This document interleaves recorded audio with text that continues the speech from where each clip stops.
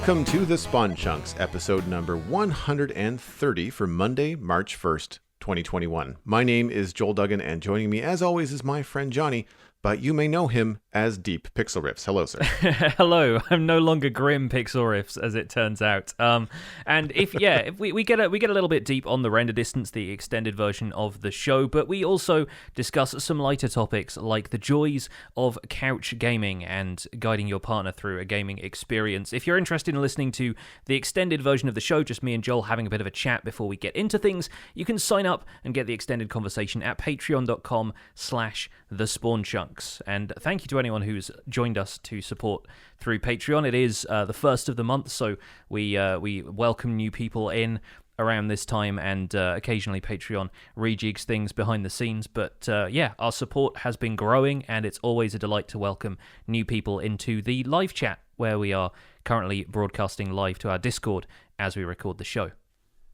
And those bonus audio tracks that you get for joining the Patreon are a back catalog. So if you join now, you can listen to all of the previous render distance should you decide to. So even if you've listened to the Spawn Chunks all the way up to now, there's extra content that you can go back and grab and check out should you join. There's about 110, 115 or so episodes of Render Distance, because we started it like a few months into the show once we hit one of our Patreon milestones. But at this point, there's over 100 episodes of the Render Distance to listen to. So plenty to listen to if you want to get to know me and Joel a little better. So how have you been spending your time in Minecraft the last week? Well, yesterday was kind of an intense one. We had another Clash of the Creators contest, and it's really growing into something quite big at this point, which is super cool. So hosted by the Monumenta server, and I think Azuma is the one who's really been putting a lot of stuff together with the team behind the scenes. It's another advancement race this time around. It was me, Rendog, Azuma, and Jessassin, who is formerly of the Hermitcraft server. I think he's still loosely affiliated with Hermitcraft, versus a couple of teams from the Hermits and a couple of teams from Legacy, plus a few others here and there, basically competing to get all of the Bedrock Edition achievements on a Java Edition world. So they custom-coded an advancement data pack that had all of the Bedrock Edition achievements instead of the Java Edition ones. And as per previous events, all of the servers were kind of linked up behind the scenes so that the audience could watch along and see who was completing what at what time, even if they were only watching one stream, thanks to some pretty neat Twitch extensions. There's a lot of back-end functionality getting put into this stuff so that even though we're not on the same server, we're on effectively identical clones of the world on separate servers. Everything is still linked up and we can still chat between them and everything. So had a great time doing that. We placed second, which is, I think, now the third time I have come second in one of these events. So I'm holding the silver medal podium pretty tightly at this point. It was an absolute blast, and shout out to Rendog for basically doing all of the stuff in the Nether all on his own. I felt kind of bad, but me and Azuma were trying to throw ourselves at an ocean monument for about the last half hour of the stream while we were trying to kill an Elder Guardian, which did not go well, but it was an absolute blast as ever. So dipped my toes into the competitive scene a little bit there. That's the kind of stuff I always find really interesting. And I tuned into your stream for a little bit. I was lurking after my own this weekend, and I was trying to figure out, I had to go look it up. I had to go find your tweet and find out who you were playing with, because I recognized Zumavoid and Rendog, of course. But then I was like, who is this other person with the incredibly appealing podcast voice? Mm-hmm. I was just like, who is this person? And I had no idea, because I just, for whatever reason, I either didn't catch Assassin's content when they were on Hermitcraft, and now that they're not on a regular basis, I just, I don't see the name go by, so I didn't recognize that. But it sounded like a lot of fun, and I always enjoy the fly on the wall experience with content like that, because you're streaming, but you're not super engaged with the chat because you're doing something competitive. You're focused. The idea is that people are there to kind of grandstand watch. They're not there to necessarily be able to engage. They're more to watch all these people do the cool things. And it was really fun to kind of just sit back and just see all the Minecraft knowledge fly back and forth, and see the shout outs over the audio call to be like, I'm going to do this. Do you want to do this? Or I'm halfway to this and I'm halfway to that. And after we do this, we can combine our efforts and do the next thing. And it was really cool. And it made me feel I mean, obviously, I've been playing the game for 4 years, which is actually a March anniversary for me now. Is 4 years in Minecraft, but it's one of those things where you're you are made acutely aware of the things you don't know, and I don't know a lot of the achievement stuff. Like if you Hmm. were to put me in that, like I would be dead last, but I would be enjoying learning the whole time Yeah. because I was like, oh, that's an achievement. I didn't know you could do that. Like all that kind of stuff was kind of news to me, which is really cool. Yeah, the spreadsheet we had open basically went out the window about half an hour in. I think Azuma was still trying to like edit it, but um, you can plan only so much ahead of time if you don't know what the world is going to look like, and then the stuff that you stumble into then informs what objectives you go after. So if somebody finds a lava pool, they think, oh, okay, I can turn this into enough obsidian to make a nether portal, and that's the nether route sorted out, so I'll do that. And that may not have been what they expected to specialize in when we started the stream, but that was just the way it went. And I ended up basically being the iron miner for a while, and then collecting a few other things besides. But yeah, it was a really interesting time, and once again speaks to the depth of Minecraft as a game, that you can have competitive contests that are not measured by PvP combat skill. I think the only reason I'm getting involved with any of these events is because they aren't solely like battle royale tournaments. They are more about testing your knowledge of the game and your ability to react on the fly, and that kind of stuff appeals to me way more than an arena fight between four teams of combatants. I think it's much more fun doing stuff that really showcases your knowledge of the game, which is kind of my jam in general.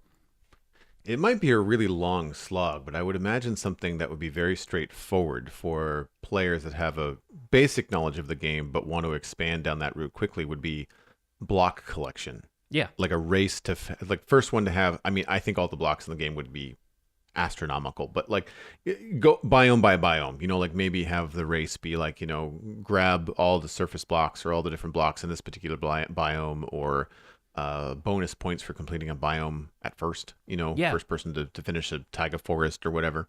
And include or don't include, I guess, depending on how you want to roll with it, like the blocks that you collect raw from the surface, or the blocks that you would have to craft from stuff. Because some of that would be, I guess it would be tough, because like if you want grass blocks from a zero start in the game, you got to get silk touch, right? Yeah, I mean, you either have to get Silk Touch, or there's the potential for an Enderman to pick up a grass block and then you kill the Enderman. And so Right. there are emergent opportunities for you to take shortcuts through that, and that's one of the things that makes developing a strategy for a contest like this a little bit more exciting, is the stuff that you can do on the fly that allows you to just have that 1 in a million chance, and you'll get there before the other team does.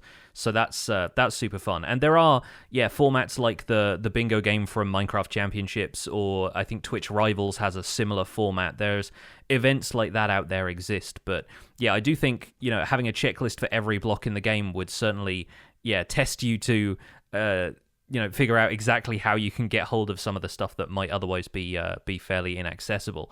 It'd be fun. And they're looking at a lot of different formats for that. The objective is going to change basically every time, so they might end up recycling them after they've been through a few of them. But it's the kind of thing where they're constantly looking for ways to apply the same formula to a different set of conditions, so that people can't necessarily plan way ahead and strategize before they know what the theme is for that particular contest. So who knows? We could end up seeing a lot of different stuff from that in future.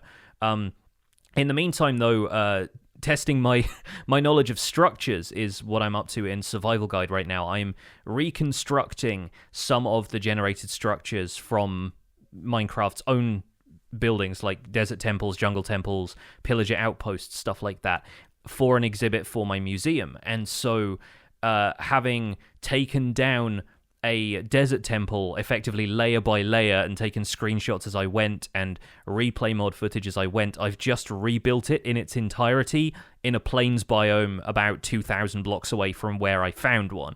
So yeah, I've actually been looking into those structures, and I've been thinking more and more about how Minecraft could in future redevelop structures. A lot of the online discourse I see looking to the future of Minecraft, aside from end update, is, well, now we've got these really developed caves, dungeons sort of stick out like a sore thumb as looking fairly plain.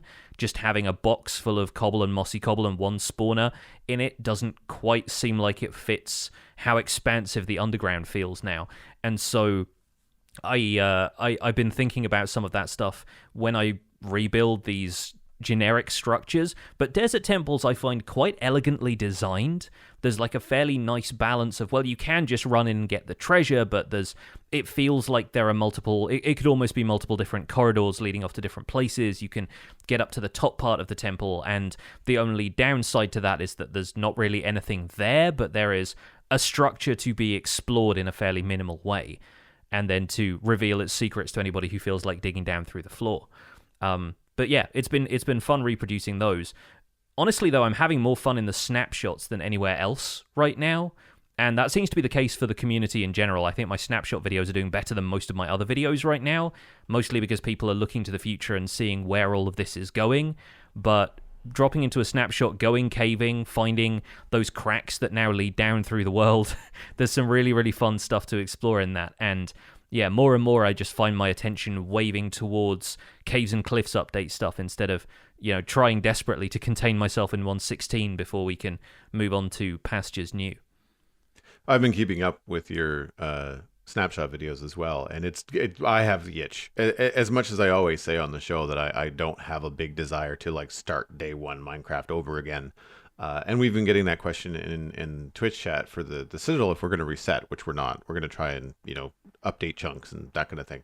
But I definitely have, watching you play, have just been like, I really want to start a snapshot world. And I'm hoping this week, I've told myself I'll wait until they start to add biomes. Yeah. When we start to have, like, even if it's just Lush Cave and Dripstone or one of those two, then that is when I would imagine that moving forward, you would probably be able to save your snapshot world from week to week to week to week and not have to start at ground zero every time. And I would feel like I would have more content, I think, there to explore. And again, to your points the last couple of weeks, which is experiencing the snapshots in survival versus creative, just kind of bopping in and messing around with some blocks. As a different experience and probably more how it's intended, obviously. I'm looking forward to that. I'm hoping this is the week where maybe adding a Wednesday snapshot stream to my rotation would be possible. Yes. In the meantime, though, what have your streams been up to? Towers. Lots and lots and lots of towers. And in a good way, I'm feeling good about the medieval town curtain wall, which is what I've been working on. I've made some adjustments, which is not always the most fun in Minecraft when you're like, well, this wall looks good, but I've got to move it 4 blocks. Okay, well, it's fine. That's one of the things I'm doing with this town. That's why it's not massive. It's a big build, but it's not gargantuan. Yeah. And if you do have to learn, I want to learn on something this size and not learn on something really big and complicated. Because I have ideas for more ornate, complicated things later on in a different area. But for now, I've been adjusting the curtain wall to make more sense, to have more towers, so it has kind of more interest as opposed to just being a flat-ish wall for most of it. And it took a lot longer than I thought. Tearing things down, it's that delicate balance of like, it would be faster with a beacon, but it's not quite enough teardown to warrant the time it takes to get a beacon, build it, move it, because I can't have it. It's a big enough build that the beacon doesn't cover the whole build, so I'd have to put 2 up. And so it's one of those things where you're like, well, whatever. I'll just chat with the chat room and tear this down, but it does take 20 minutes to rip down a good chunk of the wall. Yeah. And then because I'm so picky and because it's survival, there's an awful lot of like building the tower up with a frame, getting it to the right height, trying to figure out the roof style design, and then trying to figure out the details and how to do the windows, how to make it look good. But the rule that I have for myself on this is like, I'm trying not to be overly complicated because one, I don't want this build to last until 2022. And I also, because I have to build these things over and over again, I kind of want them to be like something that's fairly simple, like interesting, but not like the main set piece. Like the main entrance I'm really proud of. I don't want these new towers to take away from that. I kind of want to keep them on the simple side. Yeah. And it's led to some frustrations because I'm happy with the towers. I'm just not crazy about the roofs. and there doesn't seem to be much I can do on the scale to make them much different and try to attach them. Like I want something interesting to happen underneath the roof, the overhang, between the overhang and the actual stone tower. And I either don't have enough room to do stairs, or if I do something like a slab and a trapdoor combo, it looks like a mushroom with a hat, and from like a Mario game, and I can't get that out of my head. Hmm. And so I'm just frustrated with it. So I'm trying to leave them as, and just kind of like have that inner challenge of just like keep it simple, be okay with it, and then put the effort into things like a bridge or the main gate or a special tower that spans the river. And so those are the things that I've done. I'll have screenshots in the show notes, as I often do. And I'm really happy with some of these fun, I don't want to call them happy accidents because they've been plans, but I had a bridge that was running next to the town, and then I realized that my wall design was funky, and so I decided to run the wall directly into one of the bridge towers. So the bridge is basically now attached to the town, Hmm. and it looks a lot more more interesting. You don't see this kind of thing that often in a lot of the builds that I've seen. So I'm having fun with that, but I've made myself an angled bridge, but the towers are still square so that they have like a diamond shape when you look at them when you walk across the bridge. But the bridge is, of course, at a direct 45-degree angle. So there are some challenges there that I'm enjoying. There's also some challenges that I've been finding quite frustrating, but I think I've gotten to a point where I'm happy with the way that the build is going. It's just been taking a long time. So like, 3 streams over the weekend, and I've still not completed. I guess I've completed a couple of the towers and a section of the wall on the west side of town, but all the east side of stuff, it's just like one tower doesn't have a roof on it. The bridge only has one complete tower out of 4. The deck is sort of done. I need to work on the texture a bit more, but I haven't done anything under the bridge, like the arc of the bridge and like how it what supports go into the water and where and all that kind of stuff. There's no water currently. I drained the river for that section to make it easy to walk around, and so like all that kind of stuff. And I mean, correct me if I'm wrong, or if you don't experience this quite often, but like I found recently I'm starting to get frustrated when I don't complete something in a stream or a video. Hmm. And I guess with edited content, it's maybe a little bit different because like your streams tend to be more of this is the work in between videos that I have to put in to get things to where I want them. Whereas your videos tend to present at least a complete part of a build. Like you're working on a room in the museum, and that room ends up being complete by the end of the video. But I'm finding myself getting very frustrated with, while progress is happening and I am happy with it, I'm just like, I really wanted to finish it. Like I logged in last night having already done a big stream, and I needed to get that tower to the point where it was at least done, like at least one of them. I just had that nag, like I didn't like leaving it 80% finished. Yeah, I definitely feel that way about my own stuff. And being a content creator is part of it. You want to present people with something that feels like a finished product, just for the audience's sake, so you can compare what you had at the beginning to what you have at the end. But also, yeah, I always want to have an agenda for my streams. And when it comes to Minecraft, there is so much you can do that just involves, just puttering around in the world. You can log in and do whatever if you're playing more casually, but if you have a larger project to work on, you get that desire for progress that can sometimes be a little bit hard to shake, or to reconcile the fact that you're not going to get everything done in that moment. And it's why, I've been putting out survival guide episodes on an almost daily basis until recently, where I've really started to slow down, because so many of the projects I'm working on now are complete exhibits in a museum, which are taking more than just like 8 hours or so of video production to do. It's a multi-day project sometimes. And yeah, taking rendering times for everything else into account as well. It all starts to add up. So yeah, don't be too alarmed by that, and persist, because I honestly think that town is coming together really nicely, and there's a lot of features of it that are going to add up into something that is even greater than the sum of its parts. Thanks, man. Yeah, I appreciate that. I got that question on the weekend. Someone was asking about like, how do you even like attempt this? And I was just like, honestly, it's consistency. Yeah. I mean, being a content creator means I'm basically at least playing Minecraft once a week, if not a couple times a week. And I have not deviated from the project. Even when I am not sure what to do next, there's always something like a road or something that needs planning. It might not be the most exciting thing, but it needs to get done. And so I've not gone away and said, oh, well, I'll come back to this and I'll go work in the modern city, or I'll go build a redstone farm or something. I've not done that. Yeah. And it does start to add up consistently. The thing that I find still intimidating is going to be filling in all the houses and trying to come up with different designs, and because I don't want to just repeat the same house like over and over again in different parts of the city. Like, I'd like to try and come up with some new stuff, but honestly, I might have new blocks to play with before this thing is done. Yeah. So there is that.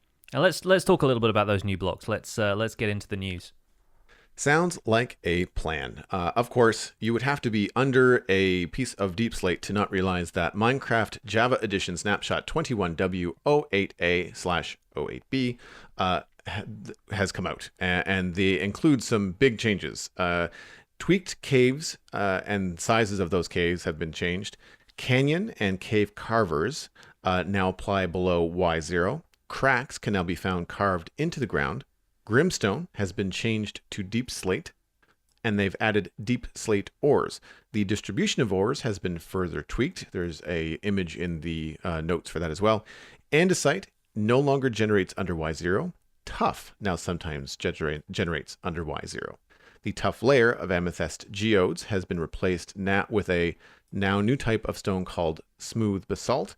Smooth basalt is now obtained from smelting basalt.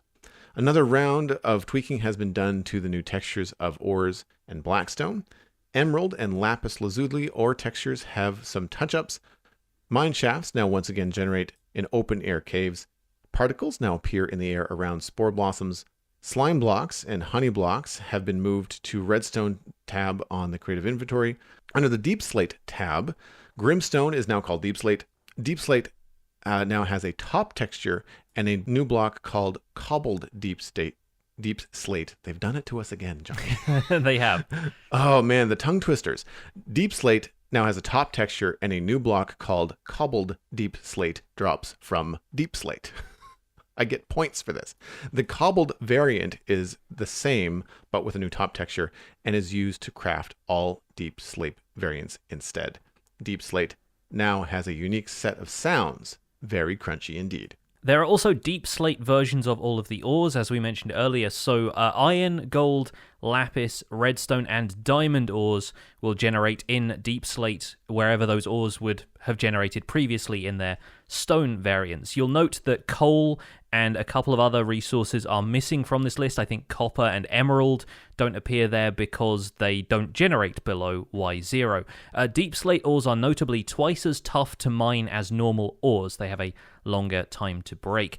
And once again, ore distribution has been tweaked slightly, and where previously it kind of stepped up in stages, now it sort of ramps up in a much more linear fashion.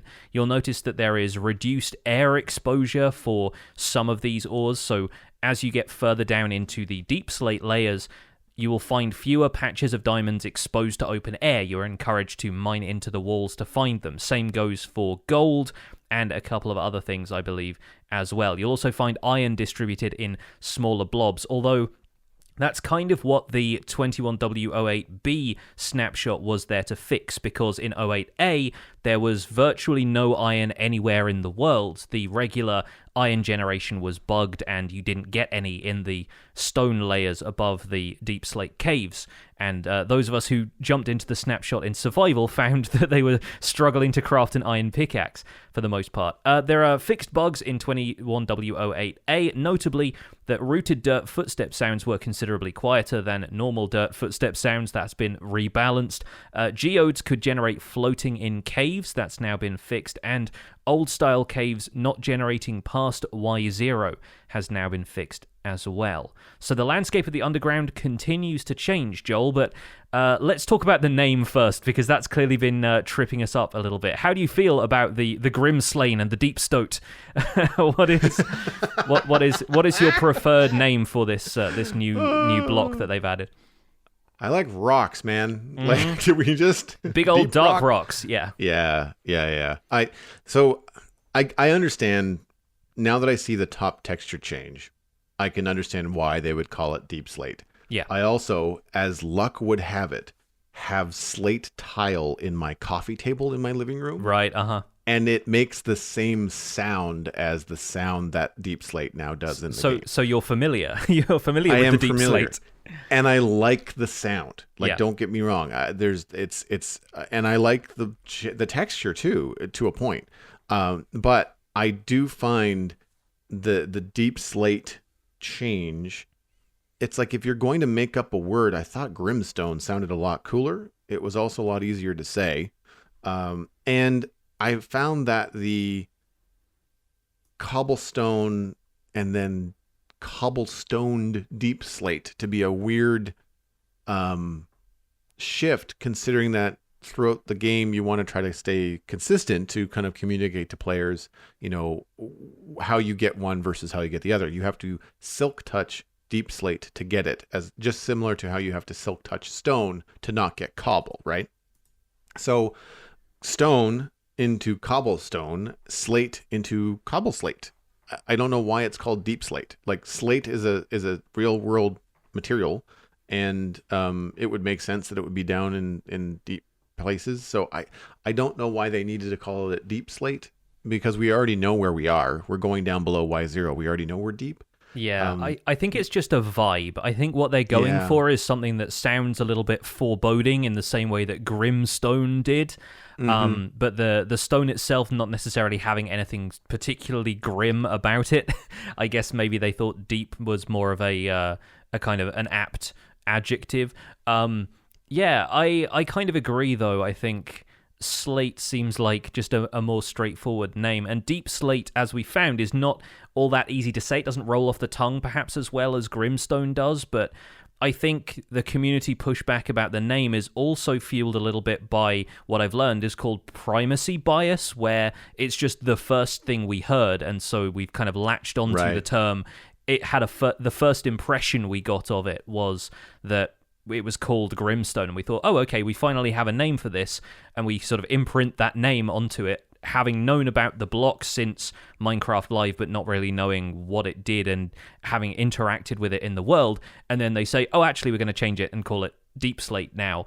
And I think with time, that name will grow if it's the name that sticks for the developers.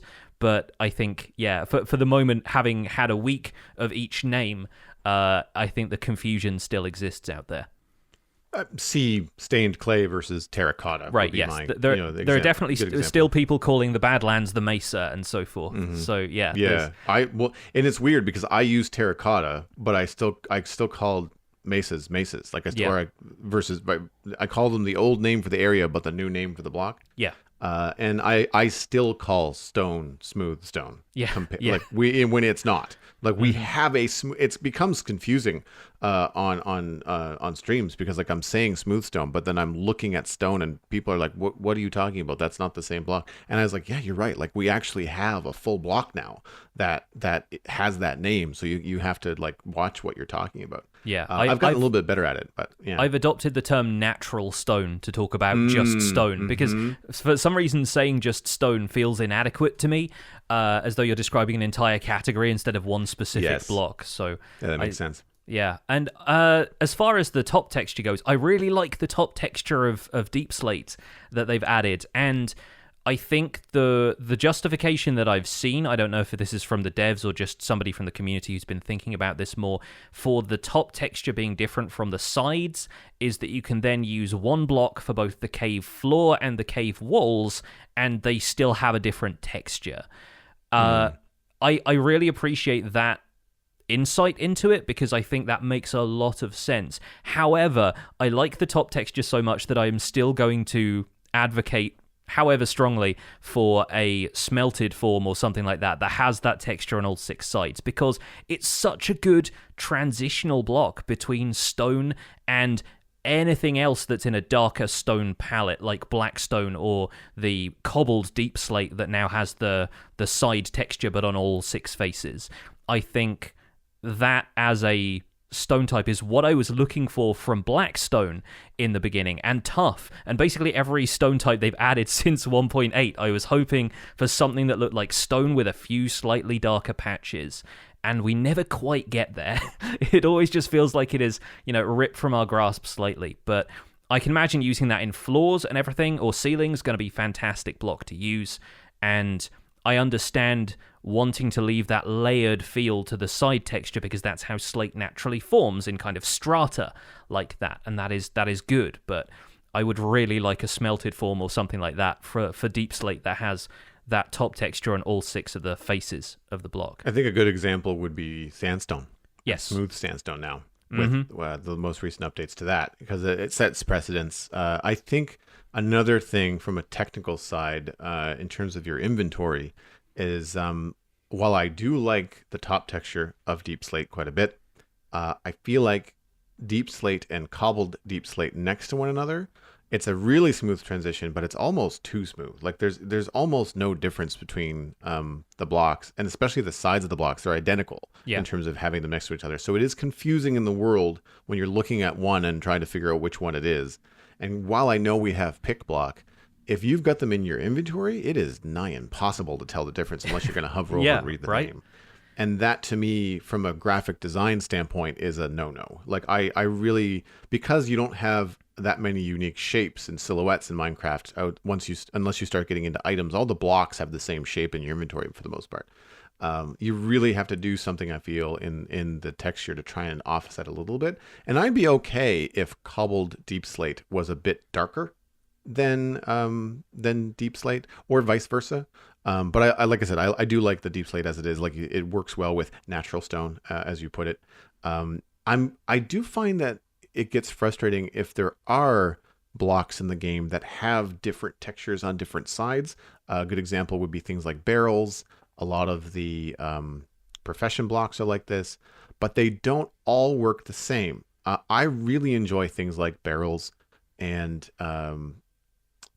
like logs, basalt columns. Logs, yes, basalt columns. Things that do have those different textures, but they allow the player to place them directionally. Yeah. And we would have so many more textures to play with if we could do that with profession blocks. Now, I understand why you can't put a crafting bench sideways sticking out of the wall. It would be super creative and fun, but I understand for the most part why it's supposed to be a bench and it's supposed to be like down. For the practicalities of how we use the block in the fictional construct of the world, for immersion's sake. Yeah, I do get that, but there are definitely times when I would like to be able to use some of these profession blocks, and it does get a little bit confusing because, like, logs do it, observers do it.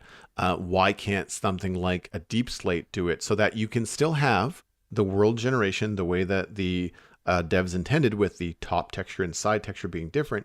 But if you've got Deep Slate in your inventory and you're placing it into a wall, if you could see the top part as opposed to the side part. It's the same with Blackstone. Blackstone has the same problem, or same, we'll say, feature. It gets frustrating when you want to use the cobblestone looking part of Blackstone, but instead you get the side bulbous stuff that looks more like obsidian, and you have to kind of like pick which one you want depending on whether you want to do a floor. I would also love to have cobbled Deep Slate in a floor, but here we can because they allow you to have the two different blocks. Mm-hmm. Yeah, to your point about them having the same side texture, I actually got confused when I was mining down into the world that I couldn't pick block from the walls around me when I wanted to pull some Deep Slate out of my inventory for bridging with, because I was looking at a block that looked identical to what I'd already mined, but because I was looking at it from the side. And so, yeah, it does tend to get a little bit confusing. With regards to us getting more variants of these blocks, though, I want to bring up that Jasper Burstro is once again on Twitter providing a bit of insight into the changes that they've made, and said that over the course of time, and I'm pretty sure he's primarily an artist for the game, so maybe these decisions are better left to the developers and the people who are introducing newer features, but he says that I'm sure there'll be more blocks in the Deep Slate levels, and pointed out that overworld normal stone has been getting blocks and things over a long period of time, and Deep Slate will probably gain the same thing. It's not going to have 8+ unique blocks right away, but it could potentially have some variants that are introduced in the future, and I think that speaks a little to a forward-thinking approach to caves, in that, yes, this is the Caves and Cliffs update, but there are still things here which are ripe for development further down the line, depending on community interaction, how people are using stuff, what they kind of latch onto about this update, and what can then be improved and refined in future updates. So even if we don't get something like that right now, I'm hoping that they leave it open for the future and that potentially stuff like that can be revisited in forthcoming updates. How did you feel about the addition of tough down low? I like it because I think, unlike you, last time we kind of we disagreed on this, but I think tough and Deepslate look really good next to each other. I think there is at least a darkness to tough that reduces the contrast that Deepslate had with andesite, of the andesite patches that were generating down that low. And now that they've changed some of the contrast of Deepslate blocks and kind of lightened some of those a little bit, I think they go together even better. And it may also be the top texture of Deepslate goes with it a certain way as well. You still have the direction of the texture feeling different, so they do feel like different patches of stone. They don't blend together particularly smoothly, but you still get the sense that there is some geology to it. I would still love to see patches of other materials done in more rock strata kind of patterns, more like long veins than blobs, as they call them. But I do think it's a good change. I think the interesting thing there is the removal of tough from amethyst geodes and adding a smooth basalt. And not only a smooth basalt, a new block entirely, but a block that was a family of blocks that was previously only accessible from the Nether. So right. That introduces an interesting dynamic there where people are saying, why do we have smooth basalt here when we can't get basalt in the overworld before? And whether that hints at lore that, like, going down this far in the world, you're starting to sort of interact with the layers that might be above the Nether, in a sense, or if it's just them pointing to the natural real world. And I believe Corey Cheviak mentioned this on Twitter, that basalt does occasionally form around geodes, or geodes can be found in basalt formations in the real world. So there might be some realism to apply to it there. But yeah, I've seen a few people a little bit confused about why we're finding basalt in the overworld now. Yeah, and I was the same way, where, I mean, it's cool. I find the name misleading because it's not smoother than the other forms of basalt. So you've got basalt and polished basalt. Both of those are smoother looking than smooth basalt. So cool texture, and nice that we have another new block, but also, why is it called smooth basalt? Why is it not called rough basalt? Because and again, maybe that's just, it has to go through some iterations. And so, giant asterisks, like, these textures may change, considerably between now and when they release the update. So yeah, it's just this weird, it's like you said, it's the weird way that a name plays with your expectations and what's in your head, where, I mean, it's cool that we found it. I think it looks better than, what was it replacing? Tough? Tough, yeah. Mm-hmm. Yeah. So I found that tough next to calcite looked kind of funny. But this seems to make more sense because it has the same sort of pattern, I feel like, that calcite does. Or direction. Yes, yeah, it really looks good next to calcite. And yeah. Looking at the smooth basalt texture, there is a texture for it on the Minecraft wiki now. It does maybe look like a smoothing of the end texture of basalt, but not the sides. It's sort of as though the kind of hexagons that they've implied through the end texture of basalt are kind of smoothed out a little bit. But I think the name smooth only refers to how we obtain it renewably, which is to smelt it in a furnace, and that has to go along with the convention of smooth stone being stone that you've smelted, and smooth sandstone and red sandstone likewise. So yeah, I get that the name doesn't necessarily conform to how we find it in its natural environment. It's more of the mechanical side of things. It's it's consistency with the naming convention of other blocks that we obtain that way.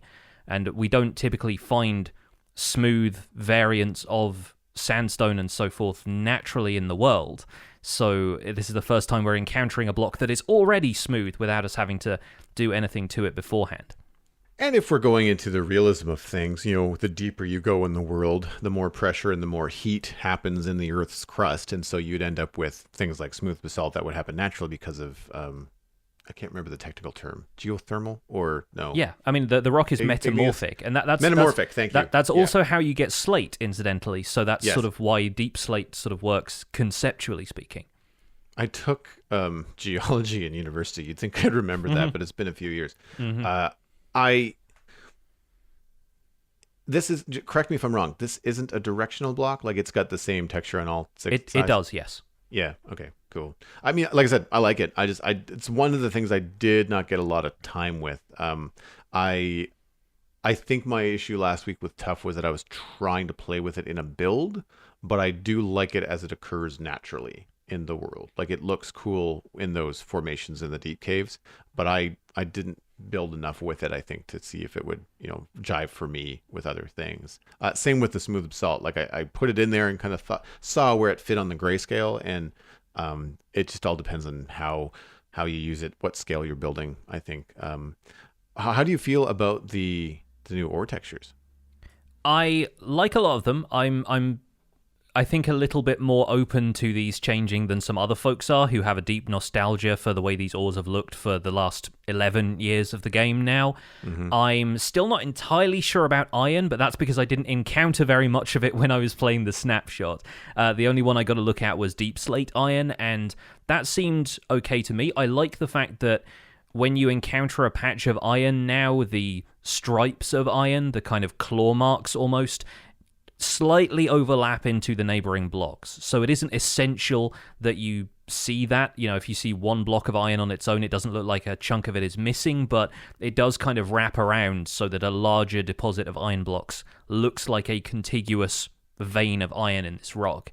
I think the shape of it is just so different from the other ore blocks that I think it stands out to people more than some of the other designs do. It looks so vastly different that maybe that's what's rubbing people the wrong way. But I've seen a bit of community pushback on iron in particular. I'm still keeping an open mind about these, and I like a lot of them. I like the fact that they've now introduced the Deepslate versions of them, and none of them look especially unfamiliar to me at this stage. I think now that you're finding all of these down in the Deepslate caves, and we've seen gold ore be introduced to the Nether, so I've got more of an open mind about finding new variations of ores that way. It's starting to make a fair amount of sense to me. How about you? Same. I don't dislike iron, but I would put it in terms of like probably the bottom of like my favorites. I think they all have seen an improvement. I had a good chuckle at myself last week when I realized that I was talking about the change to lapis when there was no change to lapis. Yeah, I think it got a couple of highlights. In your defense, I think it has a little bit more texture to it, like a little bit more depth and highlight and shadow to it now. But yeah, the actual formation of it is fairly minimal. Yeah, the pattern was about the same. But yeah, everything else I think looks good. I feel like they've maybe changed gold a little bit. I think it could still be a little bit more yellow, but I think the iron is a good example of, while that might look like a real iron deposit or a Minecraft version therein, I think it might be okay to take it more of a cartoony vibe and push it a little bit towards the others so that they do look like a matching set, in terms of all the ores together. I think that might be a good direction to go. But again, it's not bad. It's just that it just looks, like you said, so different from the others. I in particular thought that the changes to emerald ore, and I'm curious about your thoughts on this. A lot of people have asked me, yes, but go on. I think it's a really good example of what I was talking about last week, which is taking something that is iconic and updating it with minimal changes. It is different, but it still very much captures the spirit of what they were going for with the original, but now with probably some better understanding of texture art and how to do it in a cool, more 2021 way. I really like it, especially the part where you can almost see the sprite of an emerald as if you hold in your inventory embedded into the texture. Yeah, I completely agree. And I feel like this is now the first block where you can see a little bit more comparison between what you get from the block and what the block actually looks like. Almost as though once you dig your pickaxe into the block, that is the emerald that you pick up. Yeah, I like them. I like them a lot. I think it's kept enough of the old texture around it, some of the smaller chunks, that it still feels like the classic block. But as you say, updating it with a slightly more modern pixel art style, I have no complaints. I think it looks really good. I will continue to hoard it as I always have. I think that's pretty much it for the news. We have an email about Spore Blossoms, which we were going to touch on. So we're also going to talk in the main discussion about the Minecraft Dungeons Flames of the Nether DLC, which we were going to do a news read on, but we decided that having played a little bit myself, now we could spin that out into our main discussion. So what do you say we move on to email? Sounds like an absolute plan. All right, this email comes in from Hatbox Burke with the subject of Spore Blossoms, so very timely. Thank you for the email. If you listening would like to email the show, the email address is spawnchunkmail@gmail.com. Send your emails there, and our lovely moderators will sort through them, and we can pick out some stuff to read on the show. So Hatbox Burke writes, "Hi Jonny and Joel, I found the Spawn Chunks a couple of months ago and want to congratulate you guys. This is the most mature Minecraft podcast I have found, and it makes me look forward to getting chores done around the house." Well, if we can make people look forward to getting chores done, then I suppose that's something positive. The 21W08A Snapshot tweaked some changes to the Spore Blossom. When placed on the bottom of a block, now spreads green particles around the area in a large radius centered on the Spore Blossom. I was watching a YouTube video by Wattles where it was shown that if many Spore Blossoms were placed in an area, the particles stack, dropping visibility. Do you feel this effect is too overwhelming? I was thinking it would be cool if you could dye the blossom with dye, similar to how you can dye a wolf's collar to change the color, and then particles of that color could fill the area. I would love to hear your thoughts on this and how you think this will affect map makers and the game in general. And remember, I will see you all a little later. Hatbox Burke. That's an ominous sign off. I was like, over your shoulder in the deep, dark caves of the world. Yeah, it had a very Terminator, I'll be back kind of line to it. Interesting. So yeah, this is, again, something that we could have touched on in the news read, but thank you, Hatbox Burke, for the email. Spore Blossoms. I honestly didn't try myself when I was poking around in the snapshot to place a bunch of these in one area. I just put one down and was instantly a lot happier with the radius of effects that they've added for these particles, because previously they dropped underneath the plant in a kind of dripping motion as though water was dripping through a block above, and now they very much like fill an area with floating spores, and the spores tend to float in different directions, although mostly kind of falling downwards like a very gentle snow. And with the radius like that, it feels a lot more like what was originally promised of them from Minecraft Live. It's a lot more how I envisioned the feature that they announced at Minecraft Live being implemented in-game. So personally, I'm really happy with the change alone. How do you feel about it, Joel? Same. I when I placed it in World, playing around with the snapshot, I built like a little dark oak tree and put some spore blossoms underneath it to kind of make like this magical fantasy looking thing. And it worked. I had 2 or 3 of them around. I think they generate light, or I had glowberries next to them to light them up. I can't remember which, but I like the effect. I thought that's really cool. I kind of wanted it to be more or like less linear sort of thing. And this is precisely the kind of thing. You still get the denser line of spores coming down from the flower, so you understand that is the source of this. So if you don't like it and you want to get rid of it, mine up the flower and collect it, and that way it'll stop.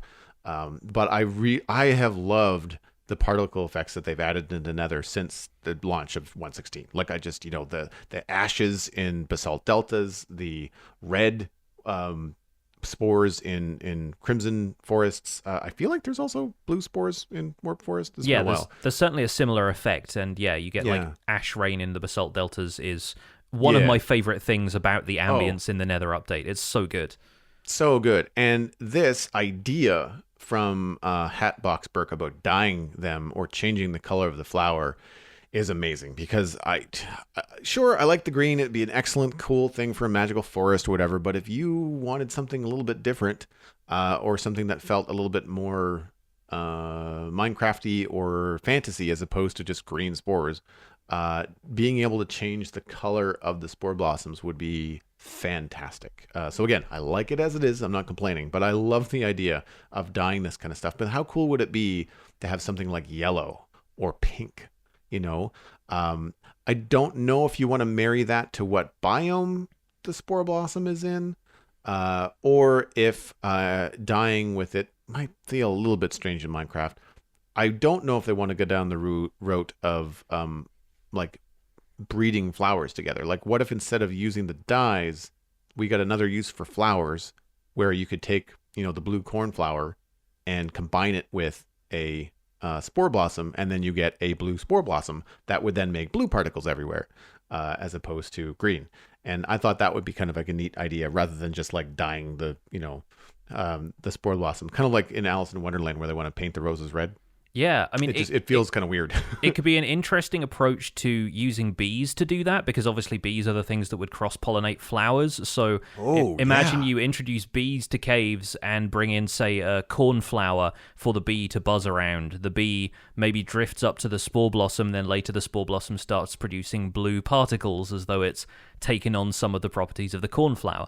Adds a layer of complexity that, again, I'm not sure how easy this would be to code or whatever, but I like the idea, and it certainly allows players a broader range of creativity in their builds if they want to use these for atmosphere than just having the default spore blossom particles. Even though I kind of agree that having a bunch of particles stacking in an area could be a little bit overwhelming if you put a whole bunch of them. And I think it may even be the case that now this is more of a radius around the flower than it is a direct feed coming down from the flower. I have a feeling that if you block the flower up, you still get those particles in an area. I haven't tried that out again, so I could be wrong, but I think I saw somebody mention that you can hide the flowers behind something else and still get the same particle field effect. So even if you do, even if you can't block it off, you can still tuck it up like into like a little chasm, in the same way that people hide lights down a couple of blocks. You could maybe tuck it up a couple of blocks and still not have the spore blossom visible, but have the particles fly around.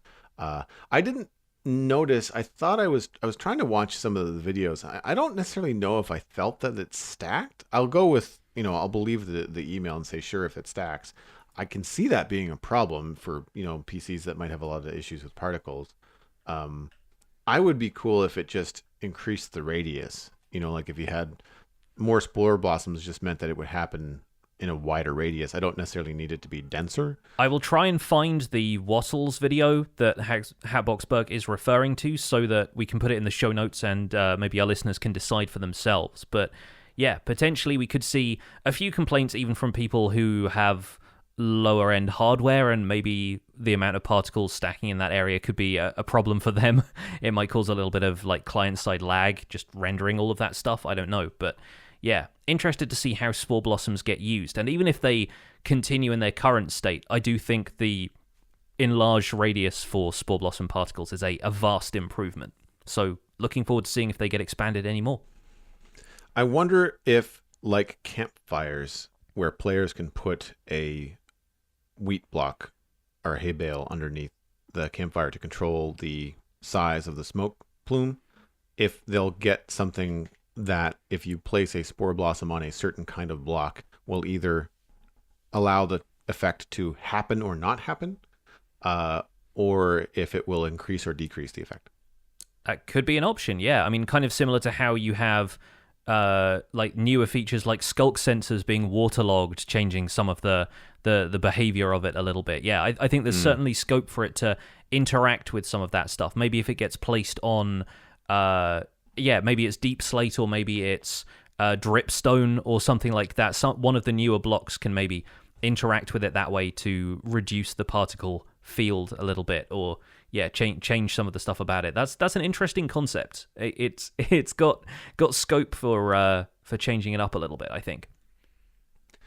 Our next email comes from Ron D, landscape artist member in our Discord, switching hotbar slots. Hey, Pix and Joel. In my opinion, one of the big problems with Minecraft's inventory system at the moment is hotbar management. I like to keep all of my tools on my hotbar, as well as a couple of other things that I use nearly all the time. Fireworks for flying, a water bucket, and ender pearls. However, because I keep all of this on my hotbar, there ends up only being a single slot or two for building blocks. This can make it pretty tedious to build sometimes, especially in more complicated builds where you can easily walk over to another block and use the pick block feature. With Mojang constantly adding more tools that would be nice to have in your hotbar, like the spyglass, I think they should really consider this problem. In Stardew Valley, you can press the tab key on PC and the next row of your inventory slots becomes your hotbar. I feel something like this would be perfect for Minecraft. You can easily lay out one or two of the rows in your inventory with your tools, a row for building blocks, and then when you switch between them, you just need to press tab a couple of times. Obviously, this would not solve running out of inventory space in general, but I feel like it could be a good, strong step in the right direction. What do you guys think, Ron D? Having played a lot of Stardew Valley recently, I'm kind of on board with that. I actually play Stardew Valley like I play Minecraft because I'm so used to the Minecraft inventory system. I don't use the tab switching feature all that much. And Stardew, for what it's worth, has 3 extra spaces on your inventory, so it does 1 through 9, but then it also takes into account 0, minus, and plus as inventory spaces. So the inventory is 36 spaces in 3 rows of 12 instead of 36 spaces in 4 rows of 9. But outside of that, it is a very intuitive inventory system to use once you get used to it. And thankfully in Stardew, you don't really need to switch around between stuff all that much. I think I find a lot of the time inventory is used for just filling up with things you're collecting at the time. But then Minecraft obviously has a lot more need to switch between slots of your inventory for, as you say, building blocks and things like that. So there is definitely potential for this. And I agree, and I think the devs agree as well. If you listen to Olraf talking about bundles at Minecraft Live, he mentioned that one of the problems that they've identified with inventory management is hotbar management. He didn't offer a solution for it at the time, but he did say that's a problem they're aware of and are looking into. So there is certainly potential for something like this to come up in future. I don't think it's too far-fetched at all. Correct me if I'm wrong, but there is a feature similar to this in creative mode, right? It's a little bit more complicated than that because you can set up hotbar layouts and then save them to the creative inventory, and then I think there's a keyboard shortcut like Control-1, Control-2, Control-3 that will cycle between those layouts for you. And I think that might be less feasible in survival because of it having to remember which items you've selected, but then also compensate for them maybe not being in your inventory when you switch to that layout. And it's not a super intuitive button combination to press when you're also sprinting around and trying to access stuff in your inventory. I can only imagine like running away from mobs, hammering control to make sure I'm sprinting, and then try and pull my sword out only to find that I've switched to the layout that has all the blocks on it. So yeah. I think in a more sedate environment like creative, it's more suited to gameplay, whereas in survival, I think you need to bind it differently or have some other way of switching besides the keyboard shortcut. I like the toggle idea of just hitting tab, although tab is currently used for things like displaying to your server members on a multiplayer server. But I like the idea of having at least one line, because this is where I think that this might meet some resistance from the Minecraft community, is that I know a lot of players, especially people that have been playing for a long time, set up their inventory about the same every time. You know, like for me, I got arrows, a set of shears, and my torches in the top left. I've got an ender chest and a crafting table in the top right. Now, more often, I have a stone cutter there as well. I have, sometimes a block or something I'm using in near my offhand, like kind of like that top middle area. Often torches are up there too. So I don't want to necessarily have to change the way that my inventory is played, although I feel like, I could adjust, but I feel like there would be a lot of people that would be set in their ways. So even if it was just the bottom line of your inventory, like even that, if that just had like a slightly different color, or if it was made, if you were made aware that by pressing this one button on your keyboard, you could switch between just these two, just this 18 different things, one line of 9, another line of 9. So building versus, sword. So if you switched by mistake, you'd only have to hit it once again to get back to have your sword ready to go. I think that might be a nice way to go, because either way, you're doubling what you have access to on your hotbar, which I think would be needed, because I run into this a lot. I start to move the axe and the sword, and I start to tuck things that I'm not using all the time up into my inventory, and because I want those extra block spaces. I want like 4 or 5 blocks on the hotbar. Yeah.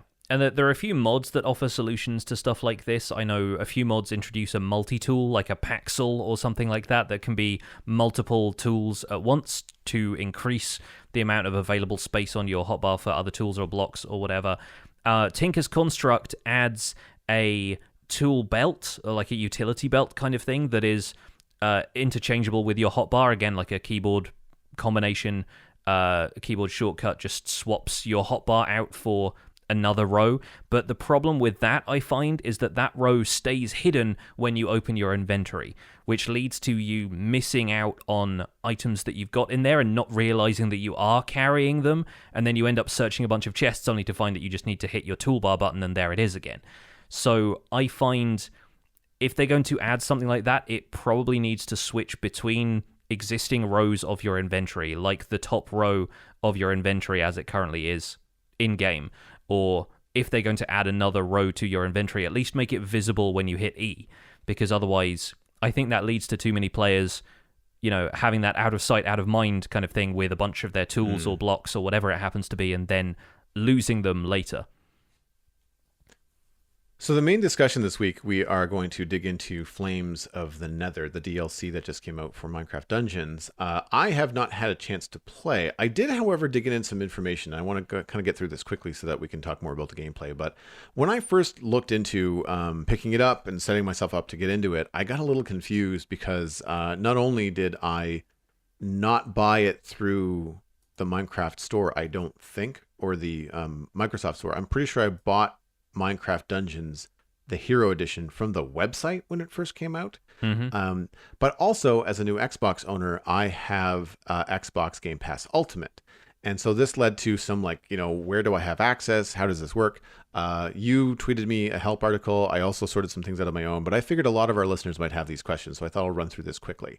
We'll have a link to the help article about Xbox Game Pass and what that means in the show notes, but essentially, Minecraft Dungeons, the base game, is included in your Xbox Game Pass, console only, or Xbox Game Pass Ultimate, which gives you access to the game on both console and PC. Before I had Game Pass, I purchased the Hero Edition when it came out, giving me access to Jungle Awakens and Creeping Winter. Because I have Xbox Game Pass Ultimate, I also have access to both of those DLCs on both the console and the PC. So, before you go to purchase either the Season Pass or Minecraft Dungeons Flames of the Nether DLC, sign into your Windows or your Xbox account, either on your PC or if you're on Xbox, you're probably already signed in. But you absolutely want to sign in for that, because Minecraft Dungeons Flames of the Nether is $5.99 USD or $7.69 Canadian. But with Game Pass, you get a 10% discount. So it's only, for me, it would be $6.92 Canadian. Same thing for the DLC and the Season Pass. Now, this includes Creeping Winter. This includes Howling Peaks, the Flames of the Nether, and the yet to be named Ocean and End DLC. So overall, if you know you're going to play all the DLC, it is better to get the Season Pass. But again, you also get a 10% discount if you already have Xbox Game Pass or Xbox Game Pass Ultimate, depending on where you play. So 100% worth signing into your Windows account or checking out the Microsoft Store on your desktop, or again on the Xbox, depending on where you play, to see if you are going to purchase one of these things, either the DLC single or the Season Pass. You will get a discount for that. The base game, though, and all of the free updates that come with all of these DLCs to the base game are included in Xbox Game Pass and Xbox Game Pass Ultimate. The last little point, too, which I thought was really interesting, is the way that it displays. Like I had a hard time figuring out what I had access to. It was a little bit confusing for me, and I just think that it's, for me, I think it's because I'm a Java player, and I think it's because the Java launcher is not yet connected to the Microsoft account. So when I see Minecraft Dungeons in my Java launcher, it says, do you want to buy the game? It doesn't say play the game. Yeah, so I was butting up against this problem because the games are in the same launcher, but I still have a Mojang account separate from my Microsoft account, because I bought Minecraft a while ago, and I think maybe more recent account purchases sign up with a Microsoft account already, and they still haven't merged Mojang and Microsoft accounts. They announced they were going to, but I think that is still in the works. And so I've played dungeons several times this past week, but I had to sign out of my Java Minecraft Pixelriffs account to sign in with my Microsoft Pixelriffs account and play Minecraft Dungeons. So I have to, flip back and forth, and it's not the case that you can have both accounts logged in at once. I have to sign out with one to then switch to the other, which is a little bit awkward. And this may be unique to my method of purchase because I was playing on PC through the Java launcher. I bought the game through minecraftdungeons.net and not the Microsoft Store, so it doesn't just launch from my desktop as a separate purchased game. It launches through the Minecraft Java Edition launcher. It's a small issue, but I am now more looking forward to the merging of Mojang and Microsoft accounts so that I don't have to switch profiles a whole bunch just for a small quality of life thing.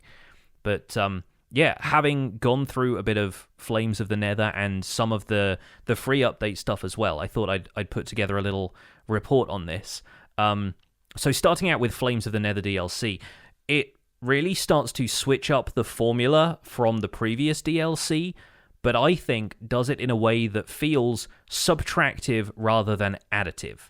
So the previous DLCs all took the formula of they have two story levels, one introductory level where you find out where a shard of the Orb of Dominance has been scattered to after you're defeating the Arch-Illager in default difficulty. And then the shard is kind of corrupting an area, so you understand that, say, like in Creeping Winter or in Howling Peaks, effectively, like, a creature from this area has become corrupted by the shard and has turned into a giant boss that you have to fight at the end of the second level. Along the way, you unlock a third bonus level that is just a little bit more exploration of the area and some fun objectives that they thought wouldn't necessarily fit the story levels, but would be fun as a level on their own. What the Nether DLC adds is 6 levels, starting with Nether Wastes. You play that, it unlocks Warped Forest and Basalt Delta, and then collecting a scroll from each of these unlocks the hidden levels of Crimson Forest and Nether Fortress, and you collect a scroll from Crimson Forest and it unlocks Soul Sand Valley. The difference this time is there's no surface level story. There's no voiceover, no cutscenes. You get a flyby of the level in the same way that you have on some of the previous opening cutscenes, but there's no, the shard has now found its way through the Nether portal, like nothing like that at all.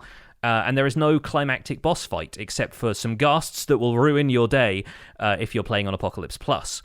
But it sort of feels different. It feels more like exploration than a quest to me. I think the vibe I get is it feels more Minecraft-y, but less dungeons-y, if that makes sense. And I wonder at the effectiveness of departing from the formula at this point, because it does sort of feel like a side adventure where your character is going to the Nether for the first time, but it doesn't really explore the character's motivations for going to the Nether.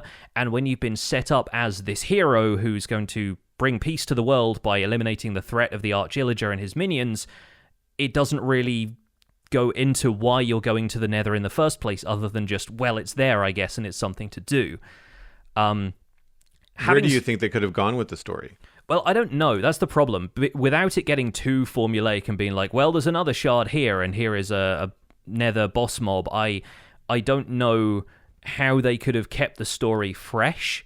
And I can see just as much backlash coming from, well, there's another shard here and another boss, and people going, well, this is the 4th time now. Like, it's getting a little bit formulaic.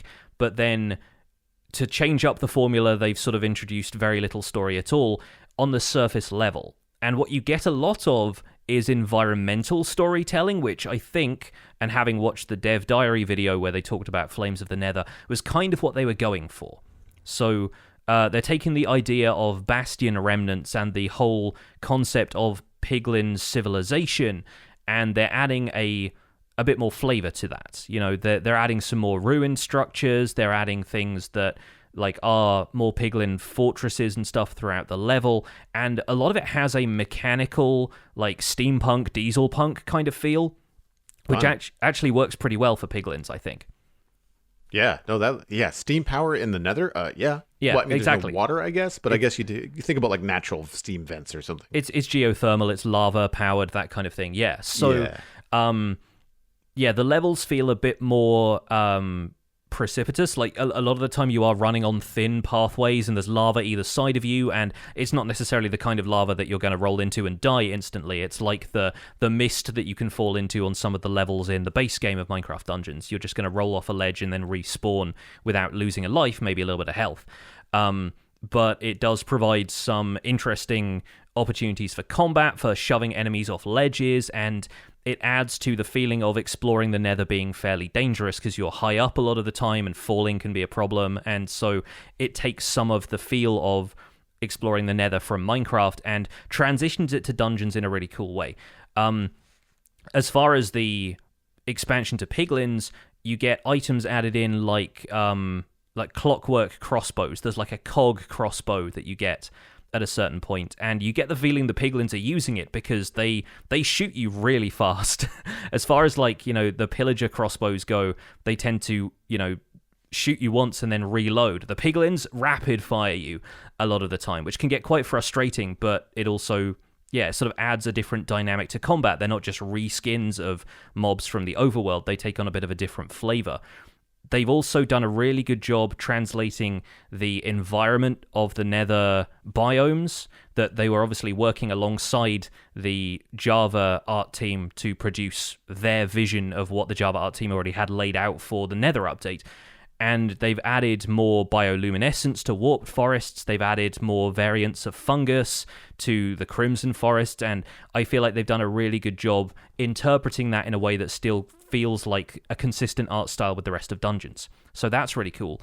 The interpretations, once again, of Minecraft's mobs for the combat style of Minecraft Dungeons is also pretty cool. Like, fighting blazes in this game feels like, you're fighting a pretty deadly ranged enemy. They can leave fire everywhere.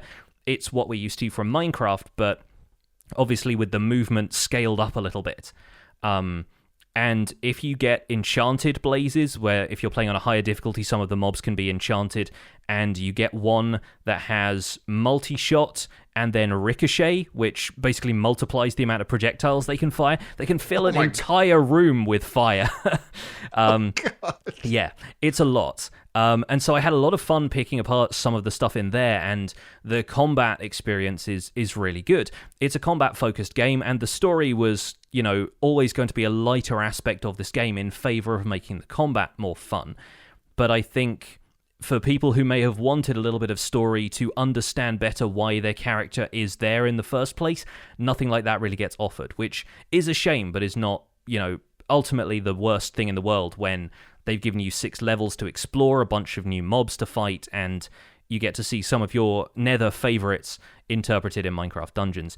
I will point out, before I move on to talk about Ancient Hunts, that the Nether Fortress level has a really fun nod to the 2017 Minecon mob vote, where there was a variant on a blaze that has a kind of shielded blaze design, almost like wearing a crown, which was Mob D in the 2017 mob vote. There is a statue of that in the central arena that you go to basically to finish the your exploration of the Nether Fortress level. And I really wish it had been implemented as a boss, just because that would have been such a coup for the people who voted for that mob, and such a fun way of saying, well, this mob is gone from vanilla Minecraft forever, but we can sneak it into Minecraft Dungeons and it still kind of has a life. And maybe even a nod to the fact that the Iceologer didn't get put into Minecraft after it was, one of the options having been, floated for the mob vote this time around.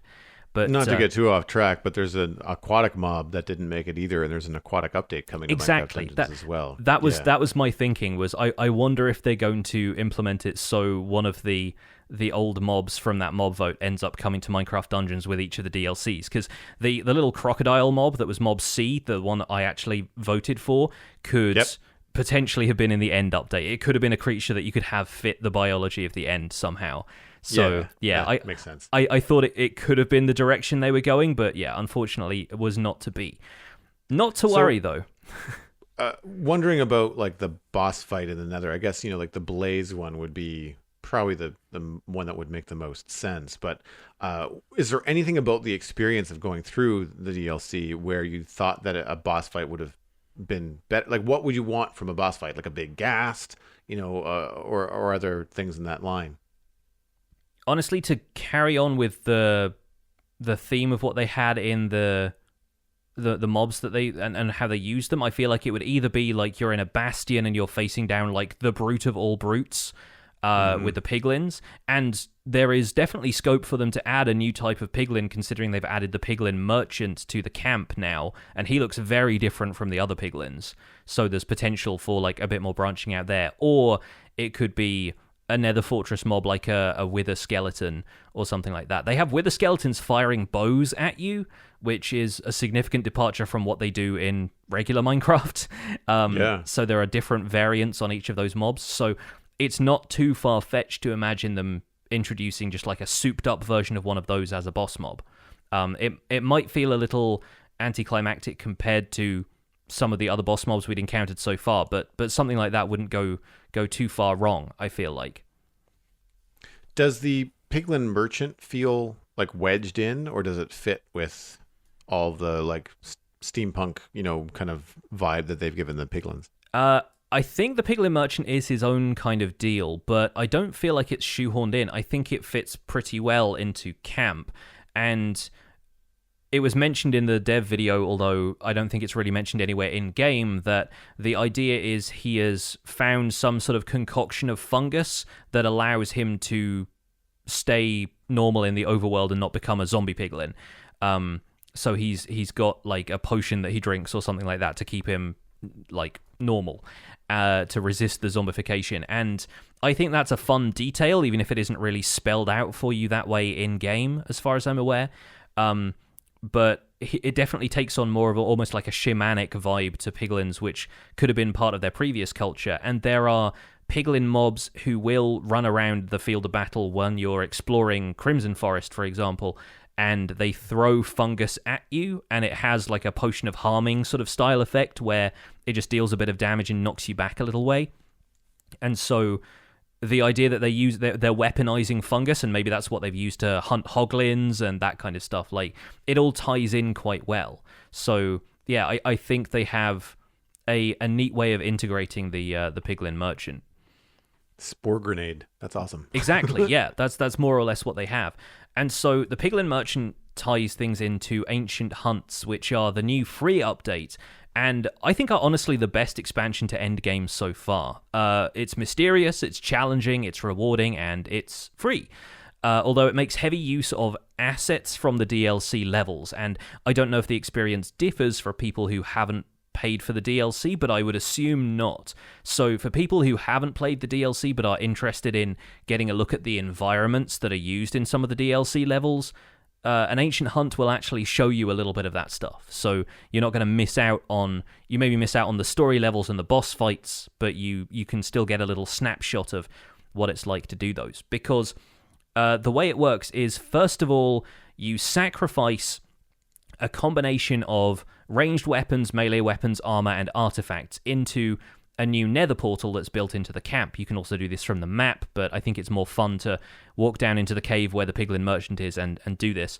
And so each weapon, armor, artifact, whatever it is, has different runes attached to it. And I'm not entirely certain what the runes represent. It's certainly not immediately obvious what they are. It's sort of like the enchantment table language where it's open to interpretation, but they seem to be tied to the kind of artifact or weapon it is, maybe what class it is loosely tied to, or something like that. I expect the community has done a bit more deep diving and has figured out what most of these represent at this point, but if it's your first time going into it, like it was for me, there's a lot of trial and error involved, and a different combination of these runes can attract different ancient mobs. So you put in up to 4 items, they have different runes attached to them, and a certain amount of these runes have to be present before it will even say, okay, you're likely to find this ancient mob on your hunt. And you can't start one unless there is at least one ancient mob on the docket. And once you kind of dialed that in, you're able to spend enchantment points permanently to increase the percentage likelihood that an ancient mob appears, and also the amount of boss rooms that appear in the hunt. So potentially you can end up with up to a sort of 95% chance of encountering one, and the chance to fight them more than once per hunt, or fight different ancient mobs depending on the combinations of gear that you sacrifice. But those are all lost once you go in there. And enchantment points, it's worth pointing out, are only obtained from leveling up your character, and you can salvage them back off the gear you get, but once you spend them on an ancient hunt, you are losing that enchantment point permanently, and you have to level up to gain more. So it kind of encourages you to go through and grind to level up a little bit. But once you're at the stage I am, where I've been playing with this character through Apocalypse Plus, I have a bunch of extra enchantment points. My character's level 120 something. You know, you've got plenty left over if you are not enchanting every single piece of gear you use. And so you go through a series of levels, which usually starts off with a section of the Nether.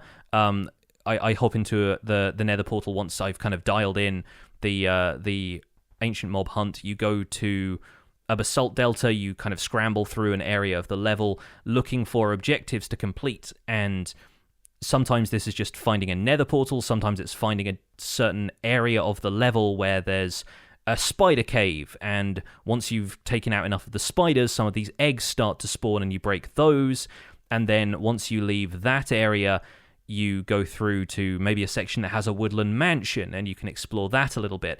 And it leads you through basically multiple dimensions, hopping through these Nether portals. And along the way, you actually have to do some exploring, because there are arenas where you find ancient mobs that are sort of off the beaten path.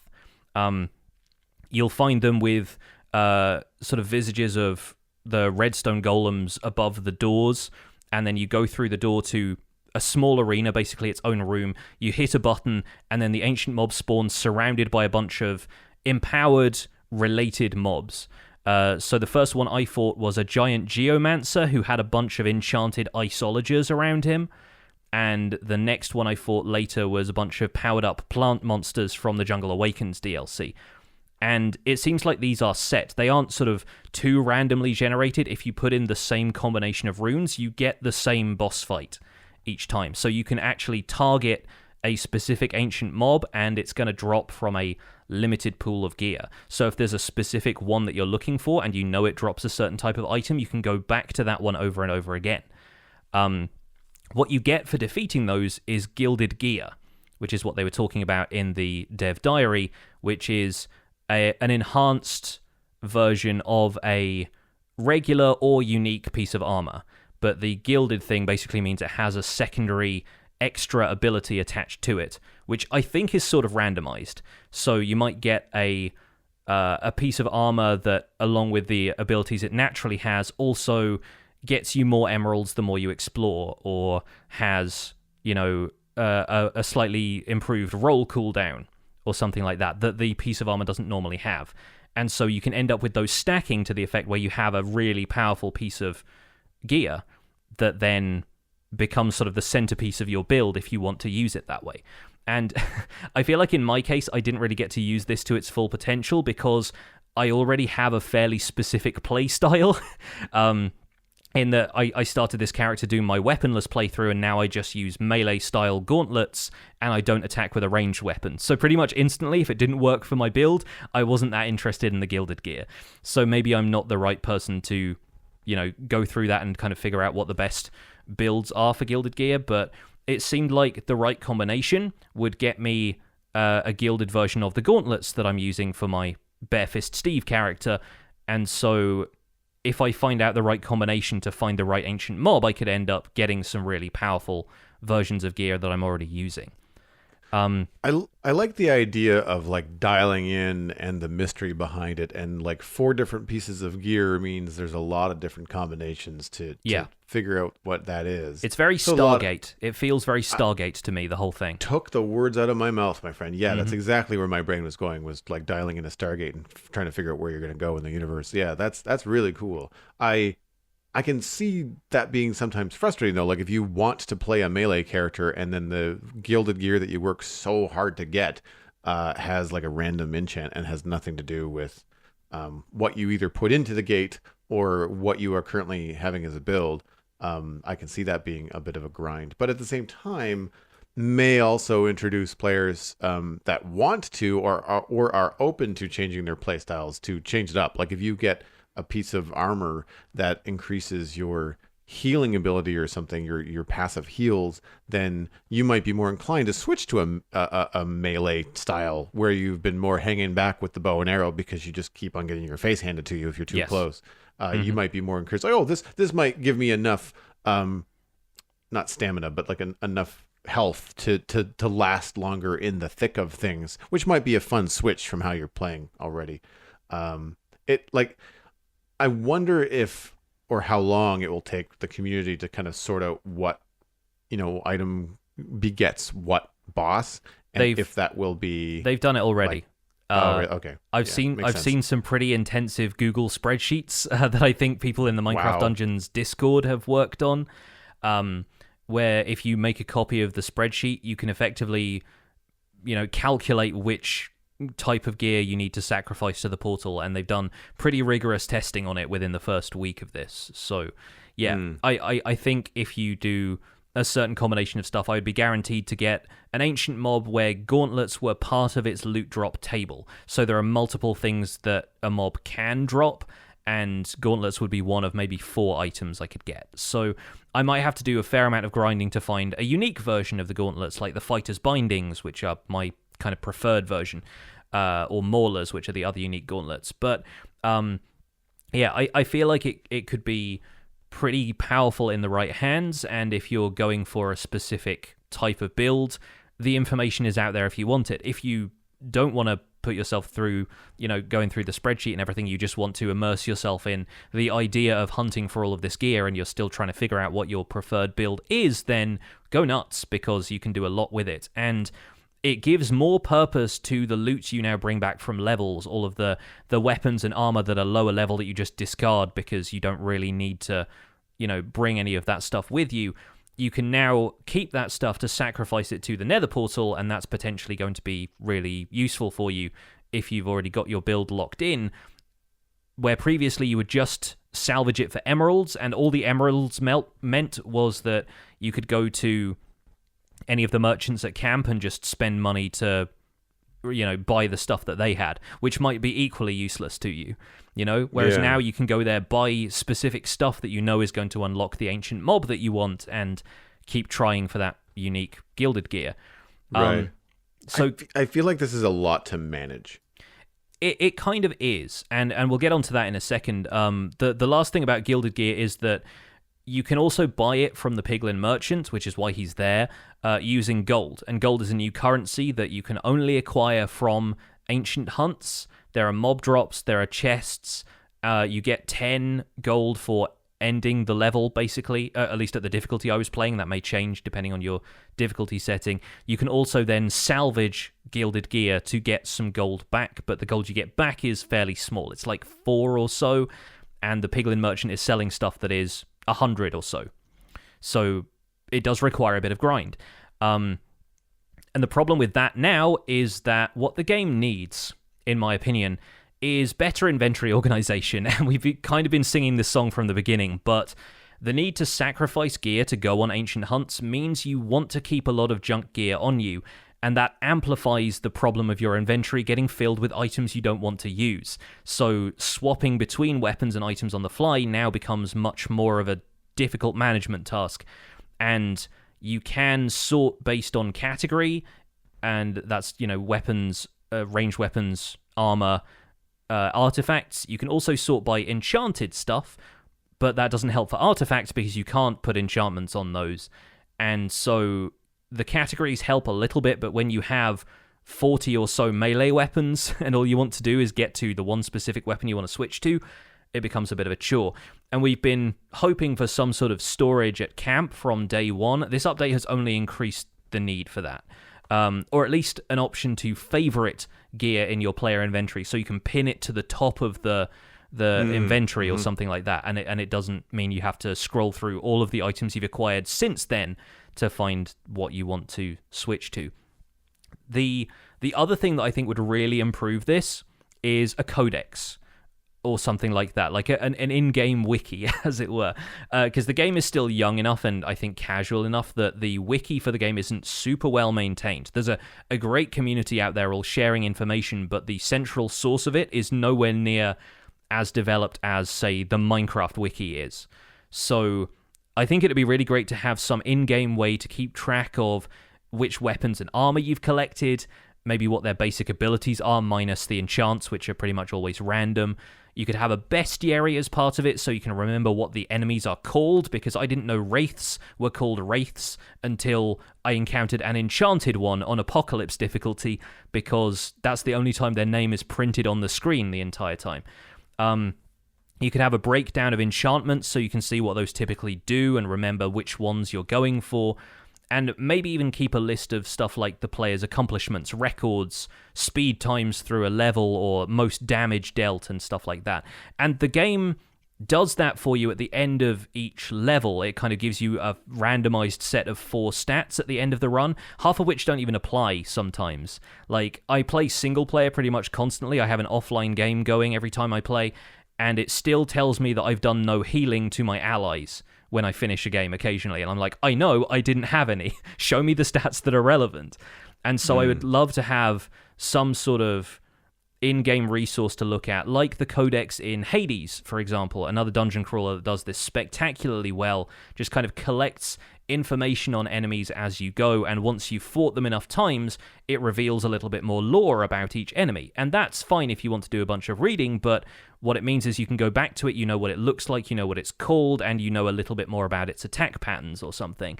I think that could be really nice to have in-game for Minecraft Dungeons, so that you can keep track of what gilded gear you've acquired, which uniques you still need to grind for. All of that stuff would be so much easier to keep track of if you didn't have to do it in your inventory at the time. And so I feel like that's what the game is still missing for me at this stage. But honestly, ancient hunts are a really great feature. I'm much more passionate about those than I am about the Nether levels. And it's the kind of thing that would keep me coming back to this game if I had a bit more time to play it, because the loot grind aspect of it just got a major upgrade and feels like there is a point to it now that there really wasn't before. It feels like that from the outside, like hearing all the details that you put into it. Like it feels more appealing. It reminds me of like end game Diablo back in the day. Yeah, and I wasn't sure because I haven't really played many other games like that, like Diablo or Torchlight or anything, that a lot of people have been comparing that for obvious reasons and saying that Dungeons lacked the depth, and I wonder how they added the depth in the first place. And so if it's more stuff like this, and if there's potential for the end game to expand even further with the next couple of updates, then hopefully the team has something like that in mind, right? Yeah, with Diablo, again, very little experience, but through also friends that were playing at a high level, it became a lot about, you're not doing any new story content, but you are getting more and more powerful, and you have to deal with harder and harder situations in a fight. But as you get those epic, or those pieces of gear that then in a set really add bonuses, like when you have the same kind of, helmet, gauntlet, boot, chest plate sort of thing, it enhances altogether, like, Voltron. And the idea is basically like you just end up feeling incredibly powerful. It's like I remember one podcast described some of the high level Diablo stuff as like, it's like you have a delete button when you attack. It's just like turning demons into powder. I think it was a mage they were playing, and like, the rays of the sun come out of your hand or something bananas, and like that kind of stuff. Just as you've been playing the game for a long time, when you struggle to get through these intense difficulties, and then when you reach a point where the gear kind of culminates into, you go back to that same fight and don't breeze through it, but when it was very, very tough and you end up handily, getting through that and feeling powerful, it's a good feeling in a video game to kind of up your power level. So I can see that kind of making the grind worth it.